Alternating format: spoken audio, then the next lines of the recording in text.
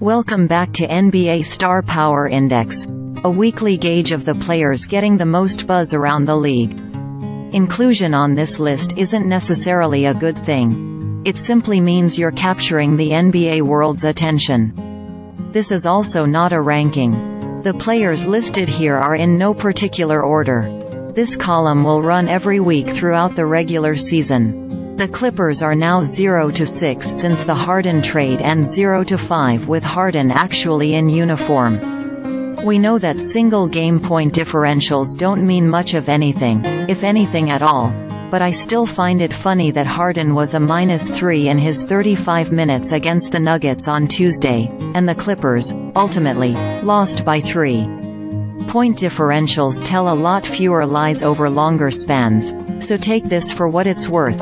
Through 5 games, the Clippers have lost Harden's minutes by 70 points.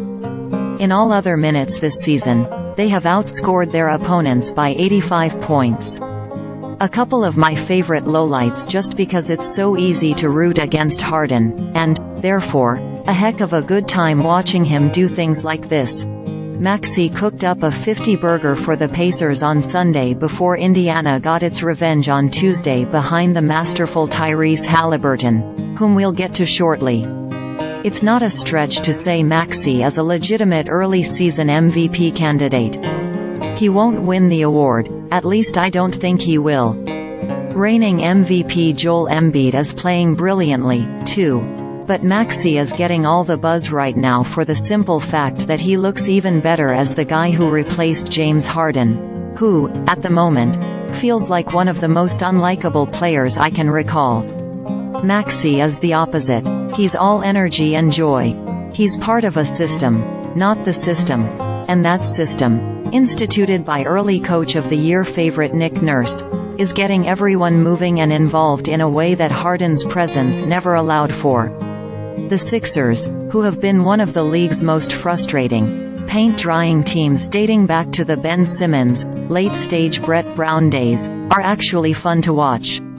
It's almost impossible to believe, but it's true. And it has more to do with Maxey than anyone else. Tatum had a season-high 35 points in Boston's win over the Knicks on Monday, accounting for 22 of the Celtics' 34th quarter points via assists and buckets. This was Tatum's 6th 30-point game this year, his 97th since 2020-21, more than Stephen Curry over that same span, and the 137th of his career, which is also more than Kawhi Leonard despite playing in 200 fewer games. Tatum, who is already the fastest player in Celtics history to reach 10,000 career points, is quietly starting to track among the greatest scorers of all time. Last season, Tatum notched at least 30 points 42 times, or, put another way, in 57% of his games.